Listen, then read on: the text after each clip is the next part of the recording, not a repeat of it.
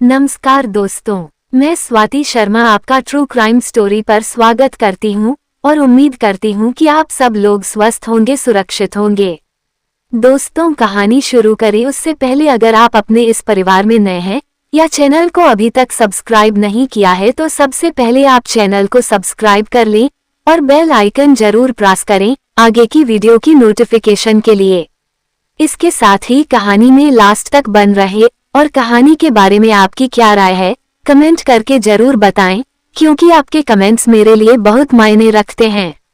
क्योंकि मेरा चैनल अभी नया है तो मुझे आप सबके सहयोग की बहुत ज्यादा जरूरत है, तो कृपया अपना सहयोग बनाए रखें। तो चलिए दोस्तों, अब आपका ज्यादा समय नहीं लेते हैं और जानते हैं कि आज की कहानी क्या है। कालिंदी के सामने निस्संदेह घरेलू समस्याएं थीं, लेकिन उसने बिना सोचे समझे जिद में जो राह पकड़ी वही उसकी दुश्मन बन गई। दिलीप रायपुर के खमतराई थाना से 4 किलोमीटर दूर बुनियाद नगर मोहल्ले में अपनी पत्नी कालिंदी के साथ रह रहा था। वह राजमिस्त्री का काम करता था। दिलीप की पत्नी कालिंदी चाहती थी कि दिलीप कोई ऐसा काम करे जो एक जगह बैठकर हो जाए। उसकी इस सोच के पीछे प्रमुख वजह ये थी कि एक तो दिलीप शारीरिक रूप से कमजोर था, दूसरे उसे मिर्गी के दौरे पड़ते थे। दिलीप कौशिक और कालिंदी की शादी सन 2005 में हुई थी। पति की इस शारीरिक कमजोरी और मिर्गी रोग के बारे में कालिंदी को शादी के कई महीने बाद पता चला था। उसके माँ बाप की आर्थिक स्थिति काफी कमजोर थी, इसलिए उसके 18 वर्ष का होते ही उन्होंने दिलीप से उसकी शादी कर दी थी। शादी से पहले वह ज्यादा छानबीन भी नहीं कर पाए थे। शादी के बाद जब कालिंदी को पता चला तो उसने कह सुनकर दिलीप का इलाज कराने का प्रयास किया, लेकिन इससे कोई खास लाभ नहीं हुआ। मिर्गी का दौरा कब, कहां और किस समय आएगा इसका कोई पता नहीं होता। एक बार दिलीप जब नए बन रहे मकान की छत की ढलाई कर रहा था तो सीढ़ी पर चढ़ते समय उसे मिर्गी का दौरा पड़ गया। फलस्वरूप वह जमीन पर आ गिरा। गिरने से उसके शरीर में चोटें तो आई ही, उसका दाहिना पैर फ्रैक्चर भी हो गया। करीब 1.25 महीने तक उसके पैर पर प्लास्टर चढ़ा रहा। प्लास्टर कटा तो वह 8-10 दिन बाद तक काम पर नहीं जा सका। मजबूरी में घर का खर्च चलाने और पति के लिए दवा वगैरह के इंतजाम के लिए कालिंदी को बेदारी का काम करना पड़ा। कहते हैं छत्तीसगढ़ की महिलाएं मेहनत व भार उठाने के मामले में मर्दों से कमतर नहीं होती। बेदारी हो या फिर बोझा उठाने वाला दूसरा कोई काम, छत्तीसगढ़ की महिलाओं का कोई मुकाबला नहीं। लगभग 2 महीने बाद दिलीप भी पत्नी के साथ काम पर जाने लगा, पर अब वह न तो पहले की तरह मेहनत कर पाता था और न भार उठा पाता था। अभी तक महीना ही बीता था कि अचानक एक दिन फिर से काम के दौरान दिलीप को मिर्गी का दौरा आ गया। संयोग से उस समय वह बैठा हुआ था। दौरा पड़ते ही दिलीप जमीन पर लुढ़क गया और उसके हाथ पांव ऐंठने लगे। कुछ देर बाद वह होश में तो आ गया, लेकिन ठेकेदार ने उसकी हालत से डरकर उसे काम पर आने से मना कर दिया। इसके 5-6 महीने पहले दिलीप जब अपना काम निपटा कर घर लौट रहा था तो लौटते वक्त अचानक उसे सड़क पर ही दौरा पड़ा और वह वहीं गिर गया। अगर पीछे से आ रहे ट्रक के ड्राइवर ने सावधानी न बरती होती तो वह जरूर ट्रक की चपेट में आ जाता। तब से कालिंदी उसे लेकर बहुत डरने लगी थी। कालिंदी दिलीप को लेकर कोई खतरा नहीं उठाना चाहती थी, इसलिए उसने फैसला कर लिया कि अब काम पर वह अकेले ही जाया करेगी। कालिंदी जिस जगह काम कर रही थी वहां का काम खत्म हो गया तो वह एक बड़े कंस्ट्रक्शन ठेकेदार की साइट पर काम करने लगी। वहां पर मजदूरों के साथ 7-8 महिलाएं भी काम कर रही थीं। कालिंदी काम पर जाने लगी तो दिलीप का ज्यादातर समय अपने 3 वर्षीय बेटे बबलू के साथ बीतने लगा। उसकी देखभाल की पूरी जिम्मेदारी उसी के कंधों पर थी। वह अड़ोस पड़ोस के कुछ दुकानदारों का छोटा मोटा काम करके अपने चाय नाश्ते का जुगाड़ कर लेता था। शाम को कालिंदी काम से घर लौटती, फिर खाना बनाती और पति व बेटे को खिलाती। दिलीप और कालिंदी की उम्र लगभग 30-31 साल थी। इस उम्र में दाम्पत्य सुख जरूरी होता है, लेकिन थकी हारी होने की वजह से कालिंदी का ध्यान इस ओर नहीं जा पाता था।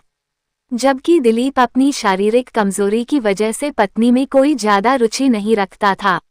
दिलीप की शारीरिक कमजोरी की एक वजह ये भी थी कि वह बचपन में कुपोषण का शिकार हो गया था। कालिंदी जिस जगह काम कर रही थी वहां 20 महिला पुरुष काम करते थे। उन्हीं में एक थी चांदनी। कालिंदी की हमउम्र चांदनी भी एक गरीब परिवार की शादीशुदा महिला थी। वह बेदारी करती थी जबकि उसका पति एक दुकान पर नौकरी करता था। एक ही जगह एक ही तरह का काम करते करते कालिंदी और चांदनी में अच्छी निभने लगी थी। दोनों एक दूसरे से सुख दुख की बातें भी करती थीं। चांदनी कहने को तो बेदारी करती थी लेकिन उसने दुनिया देखी थी। वह तेजतर्रार औरत थी। घुलने मिलने के कारण चांदनी कालिंदी के जीवन से जुड़ी हर छोटी बड़ी बातें जान गई थी। इसके बाद दोनों खूब खुलकर बातें करने लगी थीं। एक दिन लंच टाइम में चांदनी और कालिंदी जब साथ साथ लंच कर रही थी तो चांदनी ने कालिंदी से कहा, देख कालिंदी, मेरा मानना है कि औरत के लिए पुरुष का प्यार उतना ही जरूरी है जितना पेट भरने के लिए रोटी। मैं तो ये कहती हूँ कि तू अपने लिए एक अच्छा सा मर्द ढूंढ ले जो तेरी शारीरिक जरूरतों को पूरा कर सके, क्योंकि तेरा पति तो इस लायक है नहीं। कालिंदी चांदनी की बातें चुपचाप सुन रही थी। उसकी समझ में नहीं आ रहा था कि वह उसकी बेतुकी बातों का क्या जवाब दे। फिर भी शर्माते सकुचाते हुए उसने कह दिया, क्या करूं चांदनी, मुझे दिलीप की हालत पर तरस आ जाता है, इसलिए अपनी इच्छाओं को दबा कर रखती हूँ। तो ठीक है, तरसती रह इसी तरह। चांदनी ने थोड़ी कटुता से कहा, तेरी जगह तेरा पति होता तो ढूंढ लेता किसी और को। अब कभी मुझे अपना दुखड़ा मत सुनाना। कालिंदी को लगा कि चांदनी बुरा मान गई है। वह उसकी मनुहार करते हुए बोली, चांदनी, इसमें बुरा मानने की कोई बात नहीं है। तू क्या समझती है, मेरा मन नहीं होता कि कोई चाहने वाला हो, लेकिन इसके लिए कोई ऐसा भी तो हो जो मन को भाए, जिस पर विश्वास किया जा सके। सड़क पर इज्जत थोड़े ही नीलाम करनी है। तू जो कुछ कह रही है मैं अच्छी तरह समझती हूँ। मैंने तुझे ये सब इसलिए कहा है कि हम लोग जिस सुपरवाइजर के साथ काम करते हैं, मैंने उसकी आंखों की भाषा पढ़ी है। वह तुझ पर कुछ ज्यादा ही मेहरबान है। चांदनी आगे कुछ कहती इससे पहले ही कालिंदी के चेहरे पर रहस्यमय सी मुस्कान फैल गई। वो नजरें झुकाकर बोली, कहीं तू रामकुमार की बात तो नहीं कर रही है? बिल्कुल ठीक समझी तू, कहकर चांदनी चुप हो गई तो कालिंदी ने कहा, लेकिन वह तो शादीशुदा है, 2 बच्चों का बाप। तो तुझे क्या लगता है हमारे जैसी शादीशुदा और मां बन चुकी औरतों पर कोई कुंवारा लड़का लाइन मारेगा? पता है, औरत हो या मर्द, शादीशुदा लोगों को दुनियादारी की ज्यादा समझ होती है। वैसे भी ऐसे लोगों को अपने पार्टनर की इज्जत से अपनी इज्जत की कहीं ज्यादा फिक्र रहती है। रही बात रामकुमार की, तो वह तुझसे उम्र में 3-4 साल छोटा ही है। जहां कालिंदी और चांदनी काम करती थीं, वहां रामकुमार सुपरवाइजर था। 25 वर्षीय रामकुमार बघेल का काम था बिल्डिंग निर्माण में लगे मजदूरों पर नजर रखना और इस्तेमाल होने वाले सामान का ख्याल रखना। रामकुमार की नजर जवान औरतों पर रहती थी। चांदनी उसकी गिरफ्त में थी जबकि कालिंदी पर उसकी नजरें जमी हुई थीं। चांदनी से रामकुमार ने कहा था कि वो कालिंदी को उसके करीब ले आएगी तो वह उसे इनाम देगा। वैसे भी वह कालिंदी का खास ख्याल रखता था। कालिंदी जवान थी, पुरुष सान्निध्य की चाह उसके मन में भी थी। चांदनी के उकसाने पर वह भी धीरे धीरे रामकुमार की ओर आकर्षित होने लगी। जल्दी ही रामकुमार समझ गया कि वह समर्पण के लिए तैयार है। उसने थोड़ा प्रयास किया तो वह उसकी बाहों में सिमट गई।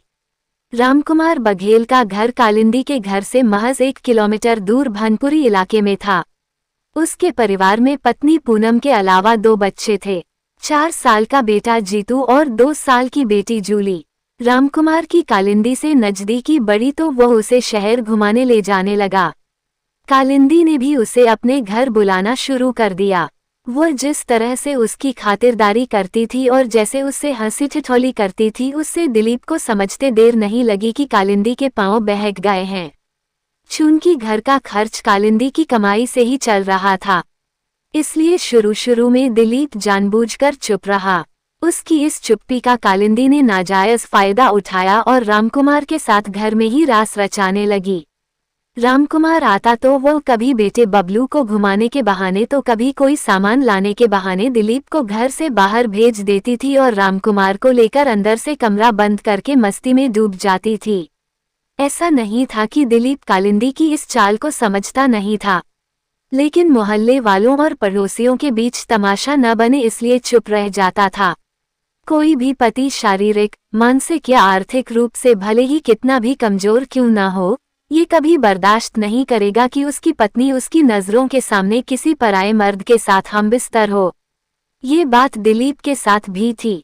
एक तरफ दिलीप पत्नी और रामकुमार के संबंधों को लेकर परेशान था तो दूसरी तरफ कालिंदी की आंखों से शर्मोहया का पर्दा बिल्कुल हट गया था। वो पूरी तरह बेशर्म और निर्लज हो गई थी। अब वो पति की मौजूदगी में ही उसे लेकर कमरे में चली जाती और अंदर से दरवाजा बंद कर लेती। जब ये सब दिलीप के लिए बर्दाश्त करना मुश्किल हो गया तो एक दिन उसने रामकुमार के सामने ही कालिंदी से साफ साफ कह दिया, अब मैं और ज्यादा बर्दाश्त नहीं कर सकता। अपने यार से कहो यहाँ न आया करे। आएंगे, जरूर आएंगे। इस घर पर जितना तुम्हारा हक है उतना ही मेरा भी है। यह मत भूलो कि मेरी कमाई से ही घर का सारा खर्च चलता है। मैं अगर किसी को घर बुलाती हूँ तो तुम्हें क्यों जलन होती है? कालिंदी उल्टे अपने पति पर ही बिफर पड़ी। देखते देखते दोनों में तू मैं होने लगी, जिसने बढ़ते बढ़ते झगड़े का रूप ले लिया। मामला बिगड़ते देख रामकुमार वहां से चुपचाप खिसक गया। रामकुमार के जाने के बाद इस झगड़े ने और भी विकराल रूप ले लिया। कालिंदी और दिलीप दोनों आपे से बाहर होकर मारपिटाई पर उतर आए। पति पत्नी को लड़ते देख अड़ोसी पड़ोसी भी आ गए। पड़ोसियों ने दोनों को समझाया लेकिन कोई भी झुकने को तैयार नहीं हुआ। इसी बीच किसी ने इसकी सूचना पुलिस को दे दी। झगड़े की सूचना पाकर खमतराई के थाना प्रभारी संजय तिवारी ने 2 सिपाहियों को मामला सुलझाने के लिए बुनियादनगा में दिलीप के घर भेज दिया। सिपाही साबिर खान व उमेश पटेल जब दिलीप के घर पहुंचे तब भी दोनों में तकरार जारी थी। मामला गंभीर देख पुलिस वाले दोनों को थाने ले आए। थाने में दिलीप कौशिक ने थाना प्रभारी संजय तिवारी के सामने कालिंदी की हकीकत बताकर कहा, आप ही बताइए सर, कौन पति होगा जो अपनी आंखों के सामने पत्नी को दूसरे की बाहों में सिमटते हुए देखेगा? मैं इसे रोकता हूं तो ये लड़ने को आमादा हो जाती है। थाना प्रभारी तिवारी ने जब इस बारे में कालिंदी से बात की तो उसने दिलीप की ओर इशारा करते हुए कहा, साहब आप इनकी हालत देखिए, इनसे कामधाम तो कुछ होता नहीं, ऊपर से पत्नी की जरूरतों को भी पूरा नहीं कर सकते।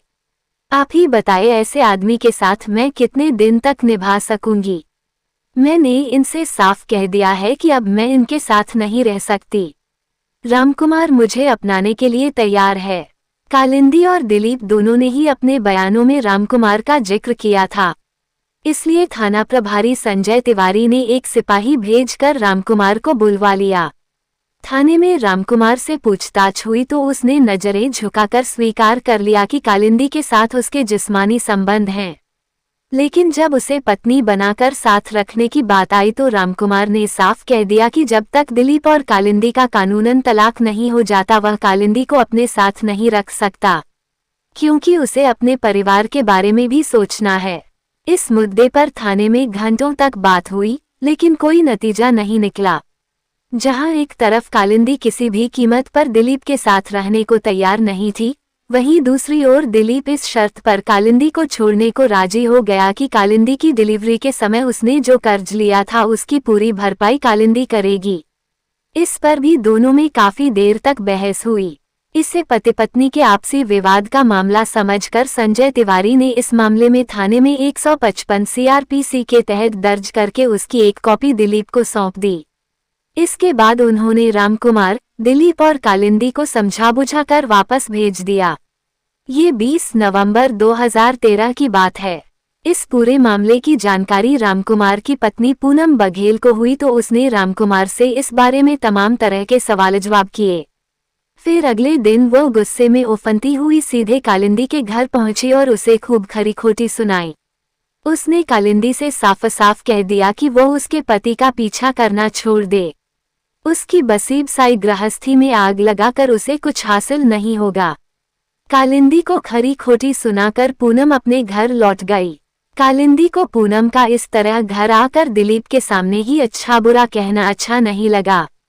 उस वक्त तो वह खून का घूंट पीकर रह गई, पर अगले दिन 22 नवंबर को सुबह लगभग 10 बजे वह पूनम के घर जा पहुंची और पूनम से साफ साफ कह दिया, रामकुमार जब उसका पति था तब था, अब वो उसका भी है। वो उसे अपना तनमन सौंप कर अपना पति मान चुकी है। उस दिन रामकुमार की मौजूदगी में उन दोनों के बीच काफी कहासुनी हुई। कालिंदी ने पूनम से साफ साफ कह दिया कि उसने दिलीप को छोड़ दिया है और अब रामकुमार के साथ ही रहेगी। कालिंदी का पूनम से इस तरह बहस करना रामकुमार को अच्छा नहीं लग रहा था। जब उससे नहीं रहा गया तो वह कालिंदी का हाथ पकड़कर घर से बाहर ले आया। रामकुमार ने उसे समझाते हुए कहा, तुम्हें जो भी कहना सुनना है मुझसे कहो, लेकिन यहाँ नहीं, चलो हम कहीं बाहर चलते हैं, मैं वहीं तुम्हारी सारी बातों का जवाब दूंगा। कालिंदी तैयार हो गई तो रामकुमार उसे अपनी मोटरसाइकिल पर बिठाकर एक रेस्टोरेंट में ले गया। वहां चाय नाश्ते के दौरान उसने कालिंदी को समझाया, जब मैं तुम्हें अपने साथ रखने को तैयार हूं तो इस तरह घर आकर तमाशा खड़ा करने का क्या मतलब। अब मेरी बात ध्यान से सुनो, तुम हफ्ते 10 दिन के लिए अपनी माँ के घर चली जाओ। इस बीच में यहाँ पर तुम्हारे रहने का कोई इंतजाम करके तुम्हें फोन कर दूंगा। रामकुमार ने समझा बुझाकर कालिंदी को मायके जाने के लिए राजी कर लिया। इसके बाद टिकट और रास्ते के खर्च के लिए 500 रुपये देकर उसने कालिंदी को दुर्ग बस स्टैंड पर छोड़ दिया। उसे दुर्ग बस स्टैंड छोड़ने के बाद रामकुमार रायपुर लौट आया। रात में लगभग 10 बजे जब वो घर पहुंचा तब भी पूनम का मिजाज गर्म था, लेकिन वो उससे बिना कोई बात किए खाना खाकर चुपचाप सो गया। खमतराई थाना प्रभारी संजय तिवारी को 23 नवंबर 2013 की सुबह सूचना मिली कि गोगांव नाले में एक महिला की लाश पड़ी है। लाश की खबर मिलते ही Sanjay Tiwari, SIR P Mishra, head constable Sabir Khan, constable Shivshankar Tiwari, Umesh Patel, Bachchan Singh Thakur, Girdhar Gopal Dwivedi और S ठाकुर को साथ लेकर गोगांव नाले के पास पहुंचे तो वहां काफी भीड़ जमा थी। वहां पीले रंग की साड़ी पहने एक महिला का शव नाले के किनारे पानी में पड़ा था। पानी कम होने की वजह से लाश साफ दिख रही थी। थाना प्रभारी ने 2 सिपाहियों को नाले से लाश को बाहर निकलवाया तो पता चला लाश को वजनी पत्थर से दबाने की कोशिश की गई थी। मौके पर मौजूद भीड़ में कोई भी लाश को नहीं पहचान सका। जब लाश की शिनाख्त नहीं हुई तो पुलिस ने नियमानुसार उसके फोटो कराकर पंचनामा तैयार किया और उसे पोस्टमार्टम के लिए रायपुर भेज दिया। घटनास्थल की प्राथमिक औपचारिकता पूरी करके संजय तिवारी अपनी टीम के साथ थाने लौट आए। इस बाबत हत्या का मुकदमा दर्ज करके पुलिस अधीक्षकों P पाल को भी सूचना दे दी गई। अगले दिन थाना प्रभारी संजय तिवारी को एक दिन की छुट्टी पर घर जाना था। वह SIR P मिश्रा को लावारिस लाश की शिनाख्त के लिए निर्देश देकर चले गए। लाश की शिनाख्त के लिए पुलिस के पास एक ही रास्ता था कि उसका फोटो अखबारों में छपाया जाए। सब इंस्पेक्टर P मिश्रा ने लाश का फोटो बनवाकर सिपाही बच्चन सिंह को देते हुए कहा कि वो उसे अखबार के दफ्तर में दे आए। सिपाही बच्चन सिंह उस फोटो को 2-3 बार ध्यान से देखते हुए बोला, साहब पता नहीं क्यों मुझे ऐसा लग रहा है कि इस औरत की शक्ल 3-4 दिन पहले अपने पति के साथ थाने आई उस महिला से मिलती है जिसका पति से झगड़ा हुआ था। R.P. मिश्रा ने गौर से देखा तो उन्हें भी बच्चन सिंह की बात में दम नजर आया। उन्होंने बच्चन सिंह से कहा, रिकॉर्ड से उसके पति का पता लेकर उसके घर जाओ। पहले उससे उसकी पत्नी के बारे में पूछना, उसकी बातों से कई चीजें साफ हो जाएंगी।